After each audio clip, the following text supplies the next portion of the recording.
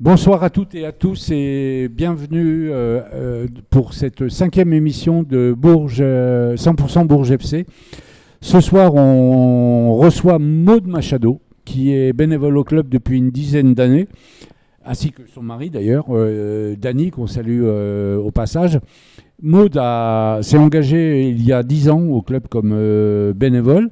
Elle s'occupe notamment du social au niveau du club. Elle fait s'occuper des contrats civiques, de différentes choses. Et là, cette année, elle a la responsabilité que lui a confiée Olivier Rigolet, le président du club, en compagnie de Juan Reollo, la responsabilité d'organiser le handicap foot qui aura lieu le 25 mars, toute la journée au stade Jacques Rimbaud. Tu vas nous expliquer ça, Maud, et tu vas te présenter aussi avant et nous dire pourquoi tu es si férue de social dans le foot.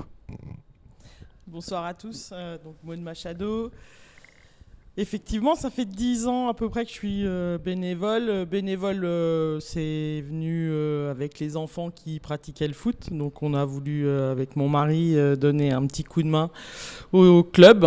Et puis on s'est impliqué, moi plus que voilà, lui a plus accompagné. Moi j'ai fait plus d'accompagnement social et plus dans le club au niveau des jeunes, de tout ce qui était après achat des collations, la pharmacie, des choses comme ça. Et puis je me suis redirigé un petit peu sur ce qui était mon métier principal, travailleur social, où du coup, comme tu le sais très bien Thierry, j'ai investi toute mon énergie à travers ça avec les jeunes et notamment les contrats civiques. Et puis effectivement, Olivier m'a demandé cette année de m'occuper d'handicap foot, donc j'ai accepté volontiers avec Juan. Donc c'est Alors c'est quoi handicap foot exactement? C'est une journée inclusive et festive destinée au monde, je vais dire, handicapé. Enfin, c'est une journée du monde du handicap, voilà. Très représentatif au niveau du sport. Ça incite, je vais dire, les jeunes handicapés à venir faire du foot et à rencontrer nos joueurs et nos joueuses de l'équipe première. Cette journée, elle est spécialement dédiée à eux et elle se compose en 2 parties. Donc il y a un tournoi foot qui est fait pour les personnes en situation de handicap mais qui sont capables de jouer au foot, et puis une autre partie qui est dédiée à des ateliers pour les personnes handicapées qui ne souhaitent pas ou ne peuvent pas participer à ce tournoi. Le tournoi, en fait, il est donc dirigé par Davy, que vous avez vu, vous allez voir un peu plus tard, et par ces jeunes. Et surtout, les équipes qui y participent sont encadrées par des joueurs ou des joueuses de l'équipe première, ou Nationale 2, ou D3F. Voilà. C'est un peu la particularité de cette journée qui est consacrée aux personnes handicapées. Mais Maud, justement, cette journée-là, alors il faut que le monde le sache, hein. Cette journée-là, c'est une journée festive, tournée vers le handicap, mais qui est complètement, qui n'est pas du tout lucratif. Le club ne gagne rien financièrement. C'est vraiment les valeurs aussi qu'on partage ce jour-là. Ça, il faut que tu le dises aussi, hein. Oui, c'est une journée, je vais dire, sourire et bonheur. Voilà. Effectivement, le club ne gagne rien. Donc je disais, c'est la 14e édition pour le club, la 19e édition de Handicap Foot. Et donc elle se passe le 25 mars chez nous à Bourges à partir de 9h30 au stade Jacques Rimbaud. Et c'est le lancement en fait de 4 journées avec 4 clubs, puisque on continue les journées avec le S Romorantin et puis la Berrichonne de Châteauroux, et on finira à Loches. Voilà. Pardon, Je te Maud. coupe, Mais ce qui est sympa aussi dans cette journée qu'on peut vivre chaque année depuis 14 ans, c'est que quand on vient la vivre avec vous et qu'on donne un petit peu de temps, chacun apporte un peu d'eau au moulin, si j'ose dire. Ce qui est sympa, c'est de voir aussi toutes ces personnes qui sont joyeuses pour celles qui jouent au foot, avec les entraîneurs des joueurs de N2 en général. Et ça, c'est très sympa de la part des joueurs de N2 qui prennent le costume d'entraîneur ce jour-là. Mais c'est aussi très sympa de voir la joie des autres qui ne peuvent pas pratiquer le football et qui ont à leur disposition des ateliers. Et moi, je me souviens d'un clown qui était venu faire des ateliers et qui était un garçon fantastique et très sympa. Et ça, on voit de la lumière et du bonheur dans les yeux de ces personnes. Et je pense qu'il y a aussi du bonheur dans leur cœur. Oui, tout à fait, Thierry. En fait, je pense que c'est une journée, c'est vraiment une journée d'inclusion, hein, et une journée festive, mais pour tout le monde, aussi bien pour nous, je vais dire non handicapés, que pour eux, personnes handicapées, puisqu'aujourd'hui, je pense que cette journée-là efface les différences qu'il peut y avoir. Et surtout, on partage tout, aussi bien le foot que les autres activités. Et c'est vraiment ce que je t'ai dit tout à l'heure, vraiment la journée sourire et bonheur. Je pense qu'il faut vraiment venir participer. Et partage, moi je dirais. Oui, et partage, mais il faut vraiment venir participer à cette journée.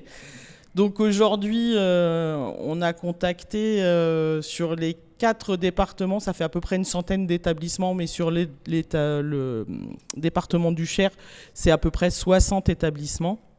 En gros, donc les réponses commencent à arriver, notamment pour le tournoi de foot et pour les ateliers. Le thème cette année, c'est Ensemble. Et moi, j'aurais tendance à vous dire que je souhaite que toutes les forces vives du club, dirigeants, joueurs, éducateurs, participent une fois à cette journée. Et peut-être que cette journée sera le 25 mars à Rimbaud. L'appel est lancé. Oui. L'appel est lancé. Donc, tu veux dire aussi, en fait, ce qu'on doit comprendre aussi à travers les lignes, que c'est une organisation qui prend beaucoup de temps. Justement, comment vous êtes organisé? Vous êtes combien? Je suppose que tu n'es pas toute seule aux manettes. Donc, combien de personnes? Combien de temps par semaine? Je sais pas. Hein. On est une cinquantaine de bénévoles, je vais dire. Voilà. On a aussi des jeunes de l'EPIT qui vont venir nous aider. On a nos joueurs de la Nationale 2, les filles de la D3F. On a commencé les premières réunions alors très tôt cette année, puisque voilà, je suis un peu dans le timing aussi. Au mois de novembre, on a fait la première réunion et on essaye de caler une réunion par mois. On va décaler celle de février pour des raisons techniques et du coup à partir de mars jusqu'au 25 mars on fera une réunion par semaine. C'est important de le savoir être, pour ceux qui veulent te rejoindre et justement nous rejoindre. Non mais je vais dire puisque toi tu es quand même une des chevilles ouvrières particulières principales aussi de l'événement, c'est important aussi que les gens puissent s'identifier à une personne. Alors justement, s'il y a des gens qui veulent participer, venir donner un coup de main, même s'ils ne font pas forcément partie ou ils ne sont pas licenciés au club, mais si des berruyers disent tiens, ça m'intéresse de participer à cette journée, ils peuvent s'adresser en téléphonant au club, au secrétariat. Pour dire voilà, je suis intéressé, je voudrais participer, etc. Ouais. Ça représente combien à peu près de personnes dans la journée? 300, 350? Ouais, je pense un petit peu plus avec les passages. On est dans ces eaux-là. Donc mais... tout est offert, déjeuner, etc. Voilà. Alors le déjeuner, c'est eux participants qui l'amènent. Par contre, tout ce qui est goûter, remise de récompense, c'est effectivement les goodies sont offerts, les t-shirts par le club et par nos partenaires aujourd'hui qui sont essentiels. Oui, nos partenaires qui nous offrent des goodies, des t-shirts, des choses comme ça. Il y a les collectivités locales, il y a aussi la fondation de la Caisse d'épargne, Oui. pour ne pas l'oublier, qui est un des principaux Ouais. partenaires. Voilà. Est-ce qu'on a fait le tour, Maud? Je pense. Tu penses? Bon, Ouais. eh bien, on va te remercier. On va te remercier. Te Puis, souhaiter à vous. on te bon souhaite, courage bon pour, courage, et puis bon, bah, pour, écoutez, pour- l'appel est lancé. Voilà, il y a- ouais, l'appel est lancé, c'est pas l'appel du 18 On vous juin, attend. mais c'est l'appel Ah oui, du on sera 25 présent. mars. Mais si on a la possibilité, l'opportunité de faire Peut-être qu'on va un reportage, voir quelque chose. Donc, peut-être qu'on va en parler avec justement avec Jean-Michel. On fera peut-être une journée, 1 heure ce jour-là sur le tournoi, le 25. Ça serait intéressant de pouvoir participer à notre manière et de vous aider à notre manière ce jour-là, de vous mettre en avant et de vous valoriser Encore plus, tous, parce que toutes et tous, parce que c'est très intéressant. Merci à toi. Merci beaucoup. à vous. Alors, Bonne soirée. On va accueillir dans quelques instants alors, ils sont tous les deux en attente avec Cyril. Qui veut venir nous rejoindre, Léopold ou Monsieur Alexis? C'est Léopold. Alors, Léopold Maître, qui est notre gardien, qui a eu malheureusement connu une blessure assez grave. Salut Léopold, tu vas bien? Une blessure assez grave il y a quelques mois, et c'est pour ça qu'on était intéressé pour te recevoir, Léopold, parce que tu as été victime d'une blessure à l'entraînement, je crois.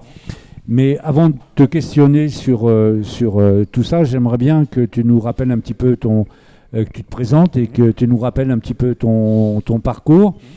Je sais que tu étais venu il y a 10 ans à Bourges faire un tour d'une année, je crois. Et puis je sais aussi une indiscrétion qui était plutôt valorisante à ton égard, c'est que tu as été élu 2 saisons de suite meilleur gardien de la poule de N2 dans lesquelles tu évoluais. Alors là, Eh ben moi, je te le dis. tu me l'apprends. Ouais, voilà. Je te l'apprends, je t'apprends une bonne nouvelle. Tu vois. Par contre, il n'a pas eu le trophée. j'ai pas de prime, hein. C'est peut-être pour ça. j'ai Pas pas de de prime. trophée encore chez moi, je l'ai pas vu. Non, mais alors il n'y a pas de trophée, mais c'est des sélections étaient élues 2 années de suite. Ah bah, c'est Voilà. bien, ça veut dire que De le la travail poule paye. dans laquelle tu évoluais. Pas en général, on est bien Oui, d'accord. oui, hein. oui. Voilà. Donc je te laisse la parole pour que tu te présentes. Eh bah, bonjour. Approche le micro. Ouais. Bonsoir à tous. Léopold Maître, gardien de but, 27 ans, et puis originaire de Lyon. Donc mon petit parcours formé à l'Olympique Lyonnais et au DFCO à Dijon. Puis après un passage, comme tu l'as dit, c'était plus court, 6 mois, 6 mois à Bourges 18 à l'époque, où j'ai aussi connu Maud. À l'époque, était déjà là. Et après, j'ai fait Lyon-la-Duchère en national, Concarneau, Blois et maintenant Bourges. De nouveau Bourges. De nouveau Bourges. Voilà. Donc tu as connu il y a quelques mois, moi je dirais, je ne connais pas la date précisément, une blessure. Je vais te la dire, la date. C'est Le 25 novembre. 25 novembre. Ouais. Qu'est-ce qui t'est arrivé? C'était à l'entraînement et j'ai pris un coéquipier sur la cheville. Et micro. pardon pour le micro. J'ai pris un coéquipier sur la cheville, donc la cheville est restée coincée sous mon coéquipier et c'est en grosse entorse. Grosse entorse? Très très grosse entorse, ouais, avec ligament rompu, Voilà. odème osseux et tout le tralala qui va avec. D'accord. D'accord. On en est où là alors? Là on en est on est à bientôt 3 mois, donc c'est plutôt bien. Cicatrisation bientôt faite. Retour individualisé sur le terrain, donc c'est bien. Les LSP ont repris avec l'entraîneur des gardiens, avec Alexis. Donc non, on est sur de bonnes voies, ça évolue bien, donc c'est très bien. Est-ce que c'est ta plus grave blessure depuis ton début de joueur? Non, c'est pas ma plus grave blessure. Après, on connaît ça, hein, le sport de haut niveau, ça fait partie du jeu. Après, à l'entraînement, c'est toujours un peu plus frustrant, mais ça fait partie du jeu. Donc, Alors comment tu appréhendes ton retour ou pas? non, pas spécialement. Moi, mon retour, déjà, je travaille le maximum pour revenir le plus vite possible. Et puis le mieux possible surtout. Je ne vais pas revenir avec des douleurs et tout ça. Donc je veux être prêt pour mon retour. J'espère dans quelques semaines si ça se passe bien. Alors on va faire un petit saut en arrière. Ouais. Et pas très loin, tu as fait un parcours, un passage à Blois. Qu'est-ce que tu retiens de ce passage-là?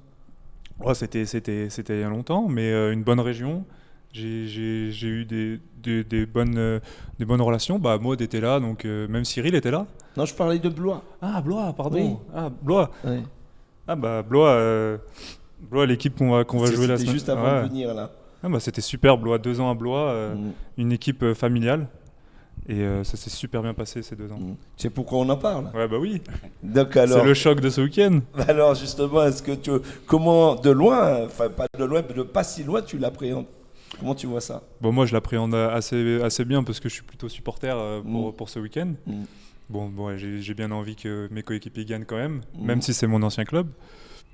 Mais non, je l'appréhende bien. Je pense qu'on est prêt pour ce match. En plus, à domicile, je pense qu'il y aura un peu de monde, donc c'est cool. D'accord. Au club, on n'a pas eu de chance quand même cette année avec les gardiens parce que tu t'es blessé. Il y a aussi ton collègue Lamine qui s'est blessé à l'épaule, je crois. Lui, j'ai discuté avec lui dans les couloirs hier soir. Il s'est fait une blessure assez grave à l'épaule et ça fait quelque temps qu'il est aussi sur la touche, si j'ose dire. Il y a un nouveau gardien qui est arrivé, Valentin Rabouille, qui a pris ta place dans les buts. Toi, qui a pris sa place dans les buts, oui, enfin qui le remplace. Bon, c'est pas, je vais pas dire par là, Alain, ne sois pas coquin, s'il te plaît. Ne sois pas vilain, ne joue pas sur les mots. Donc toi, tu as commencé tout un protocole de soins avec le kiné du club, je présume, qui te prend en main régulièrement. Avec le préparateur physique aussi, certainement. Oui, avec Maxime aussi. Avec Maxime. Et est-ce qu'il te met des choses spécifiques à faire où tu travailles plus sur un exercice que d'autres pour revenir aussi? Tu as pris ton temps, tu n'as pas voulu forcer les étapes, etc. Bah après, moi, je suis un passionné de sport et tout ça, donc c'est sûr qu'on veut toujours sauter les étapes. Mais bon, on est sur une blessure assez grave, il faut respecter la cicatrisation. Donc moi, c'est beaucoup de renforcement. Quand on se blesse à la cheville, c'est beaucoup de renforcement cheville. Et après, beaucoup de soins aussi avec Ibra le kiné, des massages, tout ça. On a la chance dans ce club-là, c'est que niveau infrastructure, on a tout pour revenir le plus vite possible. Donc il faut s'en servir. On a aussi la salle de muscu, donc c'est du renfort, beaucoup d'appui. Parce que quand on est gardien, on fait beaucoup d'appui aussi. Donc énormément d'appui. Là, on a repris les sauts. Donc non, ça se passe bien. Donc on y va progressivement. Il faut être sérieux pour que le protocole soit bien respecté. Il faut être sérieux, effectivement. D'accord. J'ai une question sur ton poste, qui est quand même un poste spécifique. On s'aperçoit dans ce niveau-là, National 2, il y a beaucoup de mouvements de joueurs chaque été, peut-être même à l'intersaison. Est-ce que c'est si facile pour un gardien d'être comme un joueur de champ à bouger tout le temps là. Sur ton parcours, on a l'impression que tu as pas mal vadrouillé, quoi. Tu as changé beaucoup de clubs. J'ai pas mal vadrouillé, mais en réalité, si on regarde, j'ai fait plus qu'un an. J'ai fait 2 ans, 3 ans. Je pense qu'un gardien, c'est bien qu'il soit plus longtemps dans un club pour son intégration, même pour ses habitudes. Après, effectivement, maintenant, le marché du foot, même en N2, ça bouge beaucoup. Donc, si on a des opportunités pour aller dans un autre club plus compétitif, il faut y aller. Alors, justement, parlons de club plus compétitif. Est-ce que ça te tente d'aller jouer plus haut, national? Écoute, comme tu le dis, moi j'étais numéro 2 en national, j'ai fait 5 ans numéro 2 en national. Donc c'est sûr que ça titille toujours d'être numéro 1 en national. De toute façon, c'est l'objectif de tous les joueurs, on veut toujours jouer plus haut. Et puis c'est ce qui nous permet de continuer et d'avoir envie de jouer au foot. Les nouvelles viennent de qui? D'un agent? T'as un agent? Pas spécialement, non. Ça peut se faire après. Dans le foot, tout le monde se connaît, comme on dit. Si on est sérieux et performant, je pense que tout dans les domaines. Je pense que Léopold, même s'il y a de la concurrence maintenant avec Valentin, il y aura une concurrence, c'est normal aussi.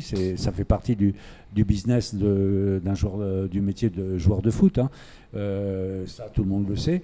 Mais si ça te dirait aussi de monter avec le Bourges FC en national?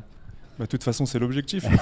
L'objectif, c'est de jouer le plus haut possible. Tous les joueurs, on va pas se le cacher, on veut jouer le plus haut possible. Mais il faut s'en donner les moyens. Après, comme tu as parlé de concurrence, de toute façon, dans le foot, on fait de la concurrence. Bien sûr. Depuis tout petit, on est en concurrence. Donc, c'est ce qui nous donne aussi cette envie de travailler le plus possible. Donc, et puis, je pense que c'est une bonne concurrence pour le groupe aussi. Donc c'est bien. Oui, puis ça se passe bien. Ça se passe très bien. Ouais, et puis ce qui rend performant, moi je trouve aussi la concurrence, parce Exactement. que c'est important aussi de sentir qu'on est poussé un peu au derrière, si j'ose dire, par d'autres joueurs et d'autres personnes. Et puis, au niveau de, comme tu le disais tout à l'heure, vous êtes bien suivi au niveau médical. Avec le kiné, c'est Ibrahim, hein, son Oui, nom, c'est Ibrahim, et avec le préparateur physique Maxime, qui te fait bien bosser. Donc toi, tu comptes revenir quand à peu près à la compétition? Oula, c'est une bonne question ça. Si ça serait que moi, je t'aurais répondu le plus tôt Demain. possible. Demain, je suis sur le terrain et on y va. Non, je pense qu'il faut respecter les choses et il faut aussi respecter son corps et la cicatrisation, comme je l'ai dit. Et aussi surtout mon niveau, écouter les médecins. et surtout et surtout mon niveau et mes ressentis. Je pense que pour l'instant, je suis pas encore prêt à reprendre collectivement, donc il faut le faire progressivement et je pense que dans quelques semaines, ça sera bon. Ouais. Mais pour toi, la saison, elle est, on va dire, elle est quand même bien entamée. La saison est bien entamée. Hein, quand il tu reste te blesses 14 matchs, quand je tu te crois, blesses 12 matchs. Je sais plus. 13, non 13. De quoi? De 2 matchs, il reste 13 ou 14 matchs. 13 ou 14. On est à la 19e, hein, là, on joue la 19e. On va jouer, il reste 12 matchs. Cyril, il va Parce nous qu'il y a dire le ça. match- le match en Cyril, retard. il Le reste match combien en de retard. matchs? Il reste normalement 11 matchs réguliers et un match en retard, donc ça fait 12. Ouais, Il reste 12 matchs. Donc il reste 12 matchs, ça va. Après, tout dépend aussi comment tu vas revenir et comment tu vas te sentir. Parce que comme tu l'as dit très justement, moi je pense que quand on est gardien de but, c'est un poste bien spécifique. C'est comme un avant-centre. Pour moi, dans une équipe de foot, tu as deux joueurs. Tu as un avant-centre et un gardien de but. Un avant-centre, on le remarque quand il marque des buts. Un gardien de but, on le remarque quand il fait une connerie. On a toujours tendance à vouloir mettre en avant l'avant-centre, mais quand un gardien de but fait une erreur, ce qui peut arriver à tout le monde, les meilleurs gardiens de but du monde ont tous fait des erreurs. On a des preuves avec les plus grands. Mais moi, je trouve que c'est des postes clés dans une équipe. Et un vrai avant-centre, on le voit bien dans les matchs que l'on vit aussi tous ensemble. Encore samedi dernier contre Agno, on s'aperçoit que c'est difficile de marquer, même si on a un avant-centre qui a des qualités, hein, c'est pas ce que je veux dire. Et que même si l'avant-centre d'Agno était coquin dans son jeu et était pas mauvais non plus. Mais je veux dire, il y a eu 2 arrêts à faire, un de chaque côté, 2 arrêts à faire de chaque côté, je veux dire, par Valentin et par l'autre gardien. Mais on a, enfin pour moi, c'est vraiment des, je sais pas toi comment tu le ressens, mais c'est des postes spécifiques, ces 2 postes-là. C'est des postes à responsabilité. Oui. Donc c'est sûr que l'attaquant, lui, il a la ligne pour marquer. Moi, j'ai la ligne derrière de mon but. Mais c'est ce qui nous anime aussi, tous les gardiens de but.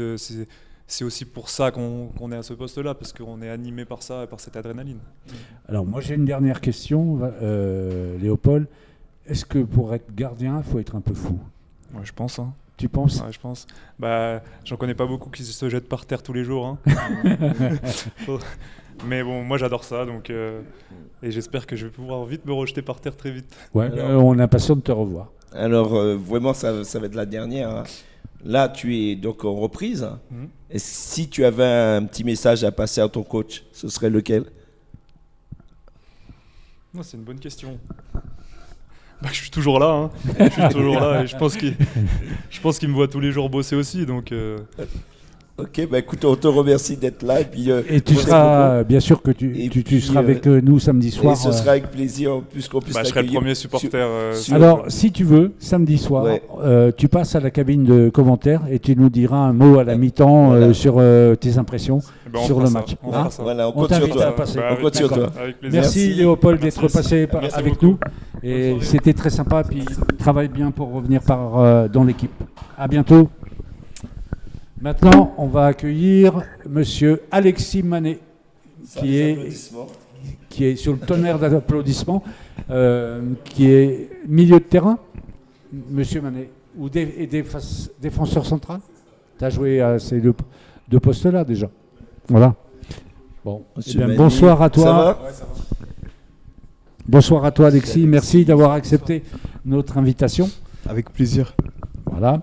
Donc, on est heureux de te voir. Ouais, moi aussi, et ça fait un moment qu'on essayait de t'avoir. Ouais. Et puis maintenant, tu es là, on va apprendre à te découvrir, puis les internautes aussi. Vas-y alors. Eh bien, on va commencer déjà avec avec nos premières questions. Alexis, on va te demander de te présenter. Ok, Ton parcours, d'où tu viens, etc. Quel âge as-tu, etc. ok. Alors moi c'est Alexis Manet, je suis originaire de La Rochelle, j'ai 28 ans. Belleville. Ouais, exactement, Belleville. Et moi je suis formé à Guingamp, donc j'ai fait toutes mes classes là-bas, donc U16, U17, réserve, et après j'ai fini en pro. Donc j'ai commencé en Ligue 1 là-bas. Après au final j'ai eu beaucoup de blessures. Je suis parti en national aux Herbiers. Ça s'est pas très bien passé. Je pense que j'étais pas prêt, j'étais pas assez mûr. Donc après je suis parti finir la saison en N2 à Fontenay-le-Comte avant de signer pro à Nantes l'année juste après, où j'ai fait 2 ans. Après ça je suis parti à 7 en national. J'ai fait 2 ans là-bas, donc c'était pas mal du tout le sud. Après je suis parti au Puy-en-Velay en national aussi, donc une saison quasiment blanche parce que je me suis blessé, je me suis fait opérer. Après ça a été compliqué, j'ai signé à Versailles et après j'ai signé à Bourges. On a l'impression que, vu le nombre de clubs que tu nous dénonces, que tu es finalement très connu. Je veux dire, tu es souvent demandé, donc on peut te qualifier comme un bon joueur. Et comment on devient très bon joueur? Très bon joueur. Qu'est-ce qui te manque encore pour aller encore plus loin? C'est quand même ton ambition. Ouais, bien sûr. Après mon ambition, moi, c'est de rester à Bourges. Non, mais oui, mais Bourges a justement l'envie de monter. Moi, donc justement, c'est de monter avec Bourges. Ouais, d'accord. Oui, mais. Non, mais bien sûr. Je te dis. Non, mais bien sûr. Je pense qu'un très bon joueur, forcément, il y a le sérieux, il n'y a pas trop de blessures et il y a aussi de la chance. Oui. Donc, pour moi, ça, c'est mes. Est-ce que parmi tous les clubs que tu as cités, tu me diras sans doute Bourges, hein, il y en a un qui t'a plu, hormis Bourges, un peu plus que les autres? J'ai entendu le Sud, c'était bien. Ouais, c'était 7, ouais. 7, mes deux années passées à 7. On était en national. On était en national, on avait le plus petit budget de national, mais c'était incroyable. J'avais une équipe, des joueurs. Aujourd'hui, je suis toujours en relation avec eux. On se parle toujours, très souvent. Que ce soit le staff aussi, mon ancien coach que j'avais, mon ancien directeur sportif. C'était vraiment 2 très belles années. Alors justement, puisque tu as parlé que tu as signé dans des clubs de Ligue 1, est-ce que tu as gardé des amis de ces clubs-là, qui sont peut-être plus dans ces clubs-là, mais qui sont encore en Ligue 1? Très peu. Parce que déjà, par exemple, la génération 97, moi, il y avait qui est vraiment en pro aujourd'hui, Ludovic Blas, qui est à Rennes aujourd'hui. Qui est à Rennes. Après, il y en a un, c'était Lamine Ba, mais qui joue à l'étranger. Après, sinon, la plupart, ils ont arrêté. Donc, on a bien compris qu'ici, à Bourges, tu te plais bien, tu as envie de monter, c'est l'ambition du club de monter. En arrivant avec Thierry, tu as parlé de ton poste. Hein. Tu dis que ton poste est défenseur central. Depuis 2 matchs, tu rentres au milieu. Qu'est-ce qui se passe? En fait, moi, j'ai toujours été formé au milieu. En fait, j'ai toujours joué au milieu. Oui, parce que moi, on m'a dit t'es bon un peu partout, moi. C'est ça. J'ai entendu ça. Ah. J'ai toujours joué au milieu. Je pense qu'au milieu, j'avais un défaut, c'est que je gérais pas mes efforts. Donc, je courais un peu partout. Je courais beaucoup. Et mon corps, il supportait pas. En ayant reculé, j'enchaîne les matchs. Et ça, j'ai pas réussi à le faire. Quasiment chaque année, j'avais des pépins. Et depuis que je suis dev central, je peux enchaîner sans problème. Et là, ça fait depuis 2 matchs que je joue au milieu parce qu'on a un peu de pépins dans l'équipe. Donc je dépanne aussi, vu que c'est mon poste de base de formation. C'est une question que je me posais parce que en discutant avec Stéphane, il m'a dit mais il est bon dans beaucoup de postes, donc c'est pour cela. Parce que moi je t'avais trouvé aussi très bon dans l'axe derrière, défenseur central, et puis je voyais que coach Révelli commençait à trouver une charnière, et là tu revenais de blessure ou de suspension? Là, de suspension. De suspension. Et donc, voilà, avec une équipe qui commençait à tourner un peu derrière, donc voilà. C'est ça, là, je revenais de suspension, mais comme je l'ai dit, il y avait des pépins. Christian qui est blessé. Je crois même qu'il y en a d'autres, peut-être. Non, il n'y a que Christian, là, actuellement, qui est blessé, d'habitude, qui joue. Donc, voilà, le coach, il m'a demandé si je pouvais dépanner. Il connaît mon poste. Donc, il connaît aussi ta gentillesse. Il connaît ma gentillesse aussi, ouais. Il sait que je fais tout pour l'équipe. Est-ce que on peut considérer que tu es un joueur gentil? Moi, je suis gentil comme joueur. Après, Moi, je pense pas que ça soit un joueur gentil. Je pense qu'il sait mettre les semelles quand il faut les mettre. Oui, oui. Mais qu'il soit sympa avec ses coéquipiers, j'en doute pas une seule. Oui, avec mes coéquipiers, je suis gentil. Hein, Léo? Mais avec tes adversaires. Avec les adversaires, non. Avec les adversaires, après, sur le terrain, un joueur qui se fait respecter. Oui, Ouais, oui, c'est important, hein. Soit on te mange, soit tu manges. Ben ouais, c'est ça. Moi, je préfère Football, manger. c'est ouais, C'est ben, ça. bien sûr, hein, comme tout le monde. C'est Tu ça. seras sur le pont samedi? Sur le pont, C'est-à-dire Sur le terrain prêt à Moi, démarrer le match? moi, je suis toujours prêt. D'accord. Toujours. Alors, comment tu le vois, ce match? Bah, le match contre Blois, donc c'est un derby. Le match aller, on l'a perdu. Donc ça va être compliqué. Chaque match est compliqué. Donc nous, dans tous les cas, on va tout faire pour donner le maximum et remporter 3 points.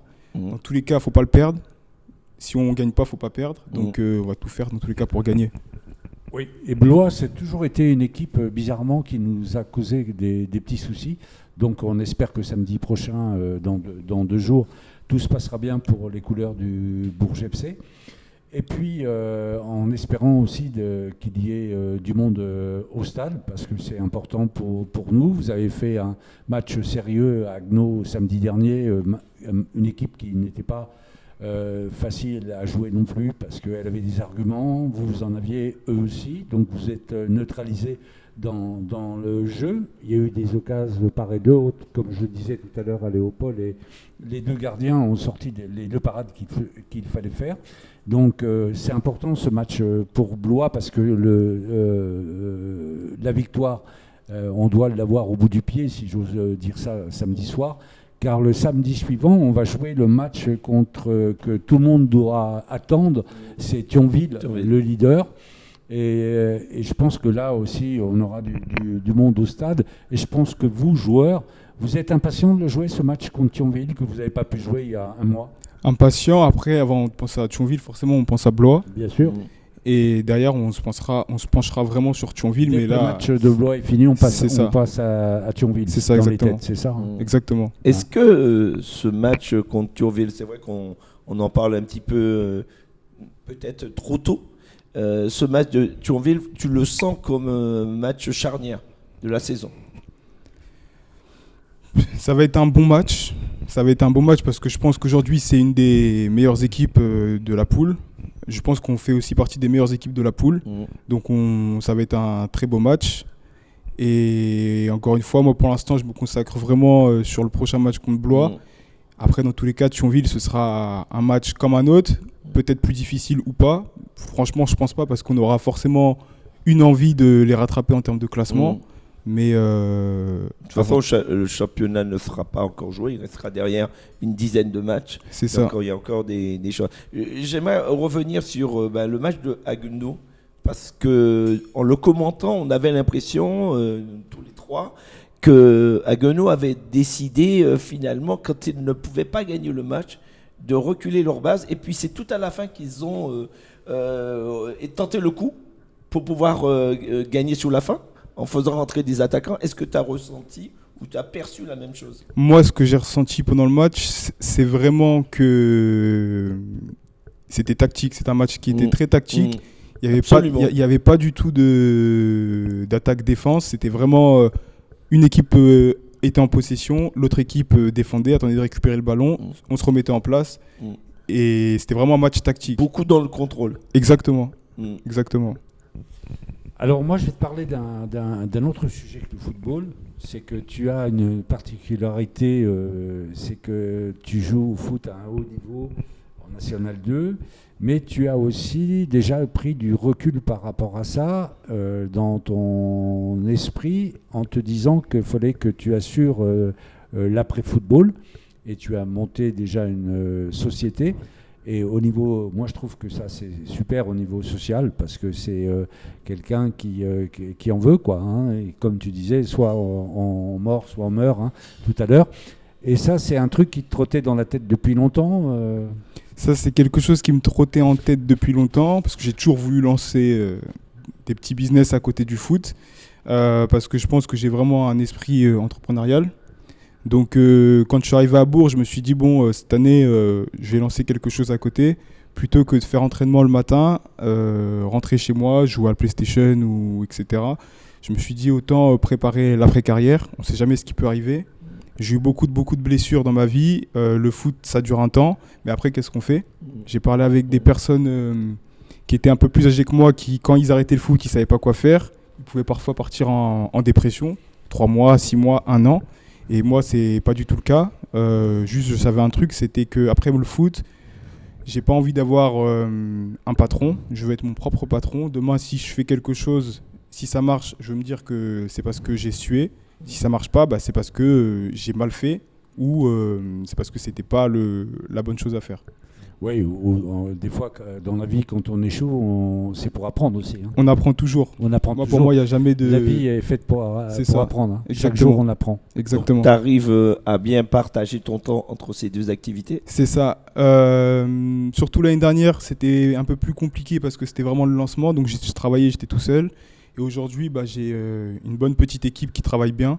Donc, au final, moi, mon rôle, c'est vraiment de contrôler, faire des devis, des factures, du management. Ouais. Et je suis avec ma femme aussi qui est là, qui m'accompagne. Aujourd'hui, c'est mon bras droit. Elle fait tout ce qui est administratif, elle les chouchoute un petit peu. Moi, je suis plus là pour leur taper dessus, mais on est vraiment une bonne équipe. On est vraiment une bonne équipe, donc ça se passe pour le mieux. Tu as vraiment l'esprit d'un compétiteur. Hein. Mais tu sais que dans la vie, il faut avoir un bras droit, mais n'oublie pas d'avoir un bras gauche, parce que moi, j'ai été le bras gauche de quelqu'un pendant des années. Voilà. On te remercie d'être venu. On va faire un petit coucou. On va faire un petit coucou à Chersila qui nous regarde. Et on va appeler Léopold à nouveau parce qu'on va faire une petite annonce, si vous le voulez bien, messieurs les joueurs de la N2, même si Léopold sera dans les tribunes samedi soir. Il sera avec nous dans notre cabine. Dans notre cabine de pilotage. D'inviter les Berruyers à venir samedi soir au match. Donc on vous laisse la parole. Vous leur passez un petit message. Pour les Berruyers samedi soir. Moi, le message que j'ai à vous dire, c'est venez nous encourager. Quand vous êtes là, on est plus fort. Quand il y a du public qui nous pousse, forcément, on a envie de se surpasser. Rappelez-vous des matchs comme Bordeaux, quand vous étiez tous ensemble, la joie qu'on a pu vous donner. Donc, que ce soit contre Blois, qui est une équipe, on va dire, en dessous du classement par rapport à nous, Thionville. Si demain on veut monter, on a besoin de vous, clairement. Et on le sent quand vous êtes là. Léopold, un Blaisois Berruyer, ça donne quoi? Non, je plaisante. C'est un derby. C'est un derby. C'est un derby, donc ça sera un gros match. Ça sera, j'espère, spectaculaire. Comme ça, le public prendra son pied. Et puis, venez nombreux. Quand il y a du monde dans le stade, on prend beaucoup de plaisir, surtout nous les joueurs. Donc, venez nombreux. Merci à vous, en tout cas, d'être venu de votre passage. Et à samedi. Et bon match, Alexis, samedi. Et à toi, bonne venue avec nous dans la cabine. Ciao, à bientôt. Merci à vous et bonne soirée. On vous donne rendez-vous donc samedi soir à 18h au stade Jacques Rimbaud pour assister à la rencontre contre Blois. Dimanche, les filles contre La Roche à 14h30 et puis l'équipe de Dévy qui reçoit Vineuil sur le terrain synthétique à 15h. Et avant de vous quitter, on va voir Dévy Mérapti qu'on devait avoir en tout début d'émission. En direct, mais ça a été enregistré, donc voilà. On va voir l'interview de Dévy. L'interview de Dévy qui va vous être diffusée maintenant, donc restez en ligne. Et puis on remercie encore une fois les internautes et les participants. Merci beaucoup de votre présence avec nous et du soutien que vous donnez au quotidien. Enfin, merci en tout cas, à chaque fois qu'il y a l'émission. Merci, au revoir. Ce soir, on a le plaisir de recevoir Dévy Mérapti qui est directeur technique et entraîneur de la R1. Donc Dévy, merci d'être parmi nous. Première question, Dévy, tu pourrais nous rappeler un petit peu ta carrière de footballeur parce que je sais que tu as fait une carrière, tu as même joué au niveau national, donc tu as fait un cheminement entre Bourges et d'autres clubs. Donc si tu peux nous rappeler et nous présenter un peu ta carrière de footballeur et après on va attaquer sur tes responsabilités que tu as au club. D'accord, bonjour déjà à toutes et à tous.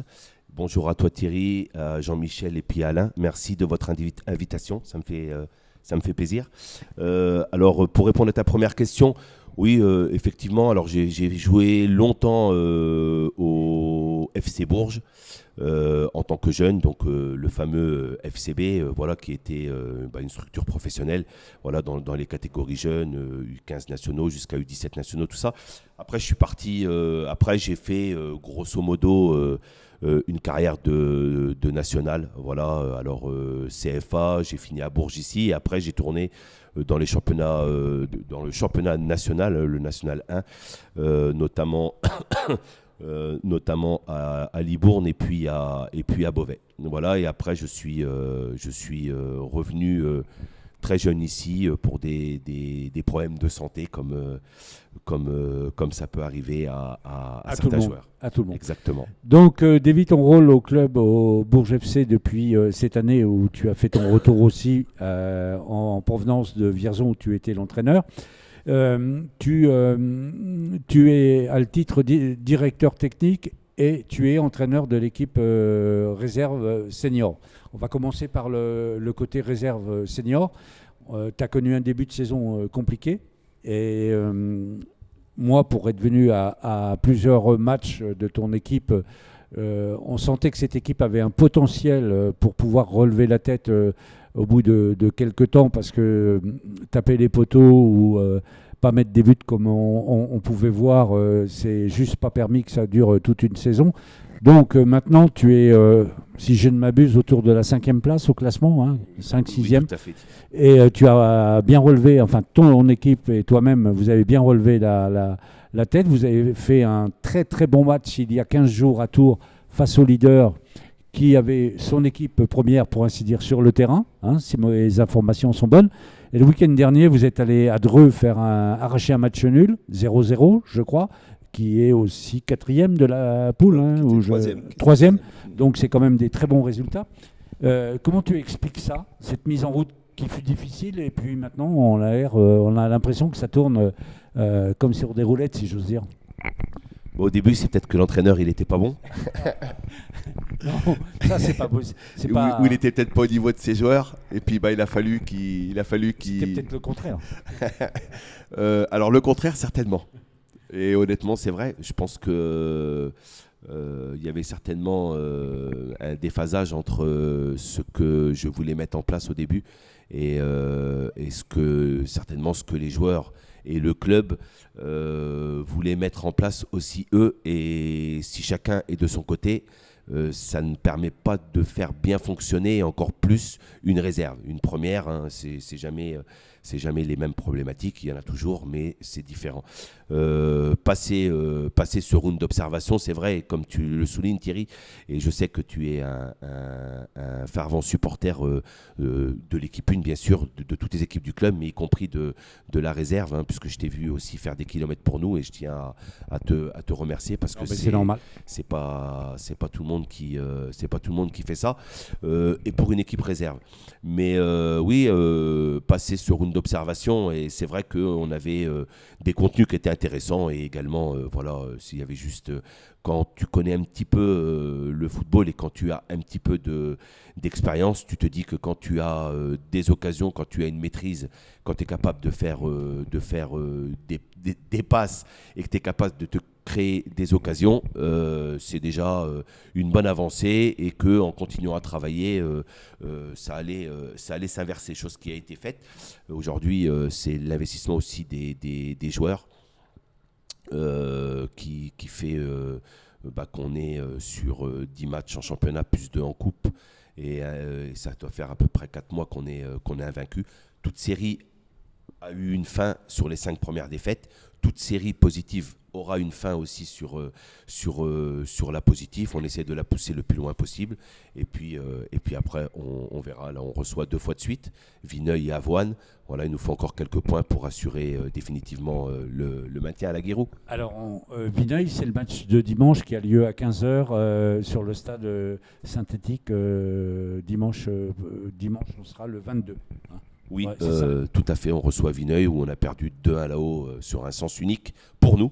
Et malgré tout, on avait perdu 2-1. Et après, je tiens aussi à souligner le travail de la formation du club, hein, des 18 ans, qui viennent aussi s'entraîner avec nous. On n'a pas un gros groupe en effectif, en quantité sur la R1. Ils ont bien progressé, ceux qui étaient avec moi depuis le début de l'année. Et là, on a incorporé pas mal de 18 ans. Au début, on était sur 2 ou 3. Et la deuxième phase, là, hier, ils étaient 7 avec moi.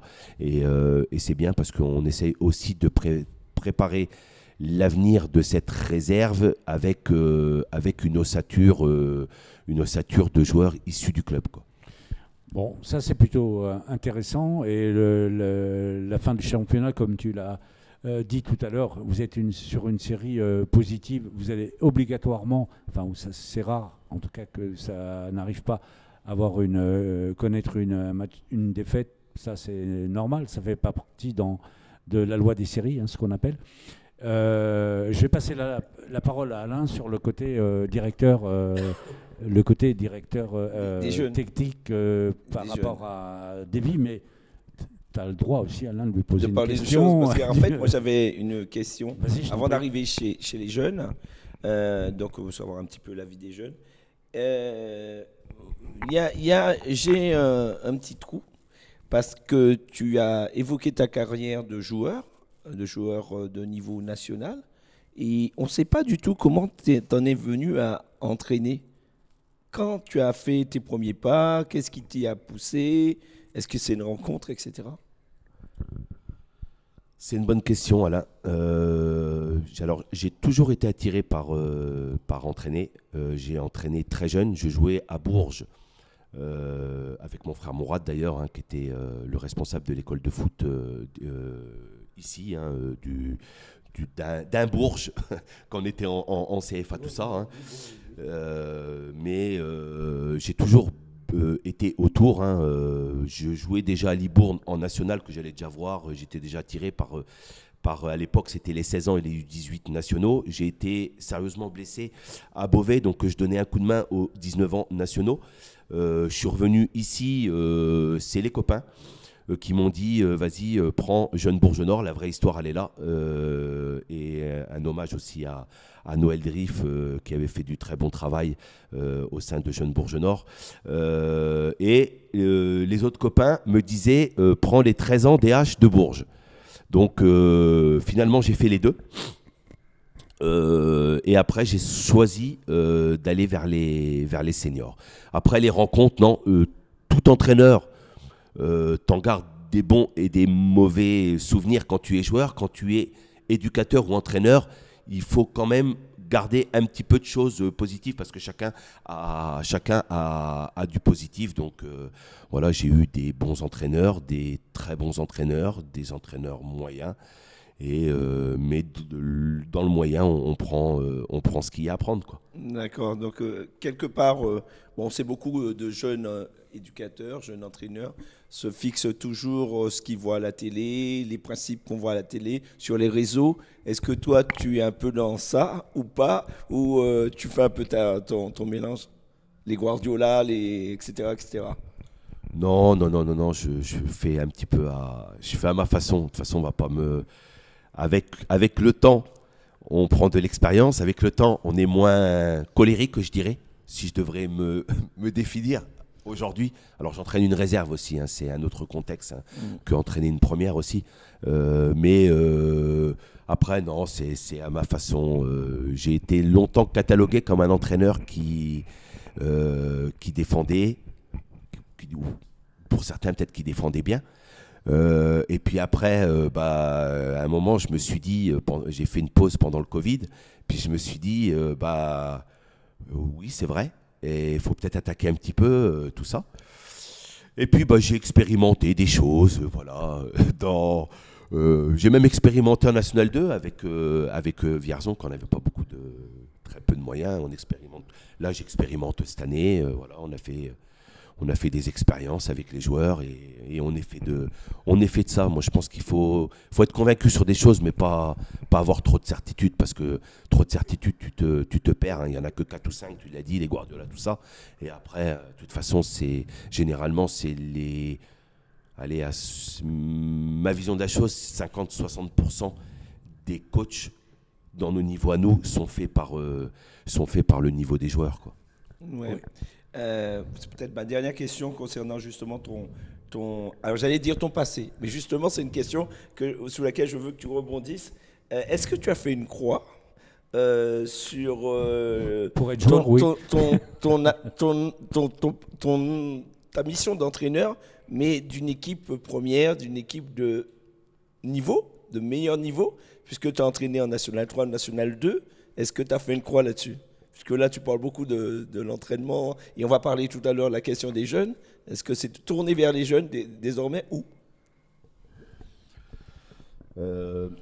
Honnêtement, je veux pas te gêner. Hein. Non, tu me gênes pas du tout. Hein. Moi, c'est sans tabou. Il n'y a pas de problème. Hein. Si demain on me demanderait de prendre une National 2, bien évidemment que j'en suis capable. Si on me demande de prendre une National 3, bien évidemment que j'en suis capable. J'ai été encore sollicité quand je suis venu ici. J'étais sollicité l'année dernière à l'intersaison. Quand on est descendu de National 2, j'ai eu l'opportunité aussi de pouvoir faire des National 2. Après, c'est des choix de parcours professionnel et surtout familial. J'ai toujours fait une priorité sur la famille. Moi, sinon, peut-être que je serais même à l'étranger. Donc, à partir de là, ce qui m'a surtout intéressé en ayant rencontré les premiers contacts, Stéphane Drissy, et après, derrière, le président Olivier Rigolet, je suis un berruyer. Je suis sûr qu'on peut retrouver une jeunesse et une formation pas digne d'aujourd'hui, pas digne de les 2-3 dernières années. Même aujourd'hui, voilà, c'est pas suffisant encore. Il faut du temps, mais qu'on retrouve voilà, des performances, des bonnes choses. Et c'est vraiment ce côté-là. La réserve ne m'a jamais été imposée. C'est moi qui je fais des révélations, c'est moi qui l'a demandé, parce que pour répondre à ta question, ce que je me suis dit, j'ai toujours entraîné, j'ai toujours été un homme de terrain, et me retrouver dans un bureau, je ne pourrais pas. Donc j'ai voulu et j'ai insisté pour prendre la réserve. Alors déjà, pas être égoïste, mais pour moi-même. Et deuxièmement, j'y voyais du sens d'être tout en haut, un petit peu comme certains directeurs de centres de formation font, c'est-à-dire qu'il y en a qui prennent les U19, il y en a d'autres qui prennent la réserve, justement pour voir émerger un petit peu tous les jeunes d'avant. Et puis la finalité, elle est très très haut, à haut niveau, mais chez nous, elle est très très haut déjà, parce qu'il y a un énorme fossé entre R1 et National 2. Mais si nos jeunes déjà ils arrivent à arriver entre mes mains en R1, je ne veux pas dire qu'ils seront meilleurs, mais voilà, on saura déjà où je peux quand même légitimement dire depuis 20 ans s'il est bon ou s'il n'est pas bon. Donc voilà, j'espère que j'ai répondu à tout. J'ai toute transparence, Alain. Oui, sans problème. Tu es capable, oui, de déterminer si un joueur a les capacités ou pas, ça on n'en doute pas.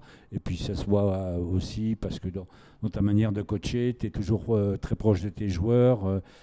Tu t'occupes d'eux un peu d'une manière un peu avec l'esprit famille, si j'ose dire, entre guillemets. Oui. Si je ne crois pas me tromper, parce que j'ai assisté effectivement à quelques matchs. Je suis allé vous voir à l'extérieur et tu amènes un esprit club et un esprit famille. Moi, ce qui m'intéresse aussi dans ta fonction que tu as au club, c'est Olivier Rigolet, avec la direction du club, ils t'ont confié le fait que tu sois directeur technique du club. C'est une mission, une feuille de route qui est quand même importante. Et tout à l'heure, tu as dit une chose qui me paraît très juste et très important, et même dans le milieu du football, c'est que tu n'as pas de certitude. Et je suis d'accord avec toi. Dans la vie, il ne faut jamais avoir de certitude, il faut toujours marcher avec des convictions. Et ça, même dans le football, je pense que c'est important parce qu'on avance beaucoup plus vite si on n'a pas de certitude que si on a avec des convictions, ça va beaucoup plus vite, si j'ose dire. Parce que personne n'a l'essence de l'intelligence. Et c'est pour ça que le mélange, à mon avis, des gens et le mélange des situations des entraîneurs comme Guardiola, comme celui du PSG, je ne me souviens pas, Luis Enrique et d'autres, on voit qu'il y a des situations de jeu qui sont repérées par des entraîneurs à moindre niveau pour essayer de repiquer ça pour leur club et leurs équipes et en apportant un petit peu leur touche. Moi, je trouve ça assez bien. Maintenant, ta feuille de route pour le poste de directeur technique, ça te demande aussi beaucoup de travail, hein, parce que tu es en train de mettre aussi en place les cahiers devoirs, je crois. Hein, c'est ça? C'est un mélange de tout, quoi. En fait, ma première mission déjà au club, sur ma feuille de route, hein, de toute façon, tout ne se fait pas, c'est comme Paris, hein, on ne va pas monter la Tour Eiffel en un jour. C'était déjà de retrouver une identité club. Alors, s'il y avait déjà une identité club, c'est pas le débat, mais une certaine osmose, je dirais. Alors, je ne connais pas l'antériorité de ces dernières années, mais même si, je l'ai dit tout à l'heure, je suis berruyer. Donc, même quand j'entraînais et je le défendais les couleurs à 100% du club du président Branco, à qui je rends aussi un hommage. Moi, j'aime bien sentir les présidents. Mais en fait, l'histoire, c'est que tout part déjà de l'identité. Et l'identité, en fait, au-delà des joueurs, ça va être aussi les éducateurs. Ça va être qu'est-ce qu'on va véhiculer, qu'est-ce qu'on va transmettre, pas dans les résultats, mais déjà, je dirais, dans le projet associatif et dans le projet éducatif. Quand tu parles de cahier et terrain, oui, c'est des projets qu'on met en place en parallèle du terrain, c'est le cas de le dire, hein, c'est du soutien le mercredi après-midi à qui le veut bien l'entendre, ou sur le programme éducatif fédéral. Ça permet aussi, voilà, de créer d'autres choses, quelque chose que le club a très bien fait et qui fait partie aussi intégrante justement de cette image du club, c'est les dotations aux jeunes. Voilà, d'avoir qu'un survêtement, c'est pas suffisant. De pouvoir s'identifier à tout ça, c'est bien. Je ne dis pas que je suis la personne idoine concernant ce poste-là. Après, moi, j'ai aussi des convictions là-dessus. On doit très vite retrouver une école de foot forte qui va nous permettre demain d'avoir du foot à 11 un peu mieux qu'on l'a actuellement. Cette école de foot-là doit aussi être encadrée par des éducateurs, des nouvelles générations d'éducateurs, parce qu'aujourd'hui, on forme dans l'encadrement, on forme énormément. Hein, c'est un travail aussi que je fais au quotidien avec Olivier Desabres, hein, à qui je rends hommage aussi, qui est au quotidien avec moi. Voilà, on sait que si on a le projet éducatif, si on a le projet associatif, si on a notre projet sportif, et si on a l'encadrement et la formation, qui sont ni plus ni moins que les 4 grands projets autour d'un club de football, on doit être en capacité au moins de revenir sportivement à des niveaux corrects et derrière retrouver une place. Voilà, je tiens à rappeler, je n'ai pas inventé ces 4 projets-là, c'est les 4 projets aussi qui te permettent d'avoir le label élite, qui était une de mes priorités dès le début, et qu'on a retrouvé très rapidement puisque on vient de le signer cette année-là. Donc à partir de là, c'est pas s'endormir, c'est continuer encore et encore à avancer, à créer un lien entre le jeune d'aujourd'hui qui est à la maison, le sportif quand il est chez nous et le citoyen quand il doit être chez lui et il doit être avec nous. Et à partir de là, on formera soit des bons jeunes ou au moins par le biais du football des bons citoyens et on espère un avenir bien pour notre jeunesse, et j'insiste encore, berruyère. Donc l'idée c'est de poser le socle, Oui. pour retrouver le niveau élite qui était celui du club il y a quelques années. Et alors on doit parler un petit peu de tout ce qui concerne un petit peu le social, l'associatif, mais est-ce que tu utilises des outils propres, par exemple, pour faire progresser, voilà, parce que je remarque un petit peu autour des terrains des jeunes, il y a de la vidéo, il y a des choses comme ça qui se mettent en place. Est-ce que tu peux nous en parler ? Ouais, alors voilà, la première année, moi l'année dernière, j'ai regardé, j'ai constaté, j'ai fait, je me suis entretenu aussi avec les éducateurs. Voilà. Après, moi, je pense que pour réussir, il faut déjà savoir fédérer. Voilà, on n'est pas dans un monde de bisounours, nul n'est parfait. Par contre, fédérer, c'est important. Aujourd'hui, si tu es tout en haut de quelque chose, c'est comme quand tu es entraîneur. Si tu ne fédères pas, c'est compliqué. Si tu es aujourd'hui directeur technique et que tu as toute une équipe de 25, 30 éducateurs, c'est important de fédérer. Donc, fédérer, former, et derrière, on va fidéliser. Voilà. Donc, cette première année-là, on a essayé de fédérer. Ça s'est plutôt bien passé puisque tu n'as que 2-3 éducateurs qui ont souhaité partir, qui ont été remplacés. Voilà, ça fait partie de la vie. Et après, voilà, c'est tous les 6 mois ou tous les ans, essayer de rapporter quelque chose pour pouvoir performer. Voilà, on va partir sur le principe de se dire, sans être ambitieux, Trop ambitieux. Sans être trop ambitieux, Ouais. Exactement, parce qu'il faut quand même de l'ambition, c'est d'optimiser la performance. On va l'optimiser humainement, on va l'optimiser financièrement, on va l'optimiser par des ressources humaines, mais on va aussi l'optimiser par des outils. Voilà. Donc on est parti sur le principe de se dire, cette année tranquillement mais sûrement, l'année dernière on avait une caméra, là cette année on a développé un petit peu la VO, on a aussi passé un partenariat avec One Sport, voilà, qui nous permet aussi de faire de l'analyse vidéo. C'est pas se prendre pour ce qu'on n'est pas, c'est un outil qu'aujourd'hui qu'il faut utiliser. On est en 2026, on n'est pas en 2000. Voilà, c'est aussi de faire une programmation annuelle ensemble cette année, voilà, et de préparer demain, à savoir, là on travaille sur des idées de jeu communes dans le foot à 8 et des idées de jeu communes dans le foot à 11 pour l'année prochaine. Pour en fin d'année proposer des principes de jeu, pour les mettre sur un projet global l'année prochaine avec des idées et des principes de jeu. Est-ce qu'on y arrivera ou on n'y arrivera pas? C'est au moins de se donner les moyens de faire tout ça. Voilà. Après, moi, je demande aussi aux éducateurs de venir s'entraider les uns avec les autres, parce que ça fait partie aussi d'une petite famille à l'intérieur de notre grande famille du club. Et c'est très important. Aujourd'hui, les éducateurs vivent bien ensemble. Le club nous aide. Le club nous soutient par la voix du président Olivier Rigolet. Voilà, tout n'est pas parfait. On a des problèmes de discipline, tout ça actuellement. Mais voilà, on sent aussi que derrière le président, le club nous soutiennent, et ça fait du bien aussi aux éducateurs, voilà, de se sentir soutenus par leur hiérarchie. Et après, on essaye aussi, voilà, on a le siège social rue Gilberto qui a été refait pour avoir un espace de convivialité, mais aussi un espace de travail, puisque voilà, on nous a mis à disposition la télé, bref, tout ce qui est format papier, tout ça, pour que, et on voit tous les jours, tu as 4-5 éducateurs qui viennent vraiment rechercher des informations. Alors moi je suis là aussi également pour les encadrer. Je ne me prends pas pour ce que je ne suis pas, puisque moi aussi j'aimerais, là je vais postuler à une formation parce que je veux aussi continuer, d'avancer de se former.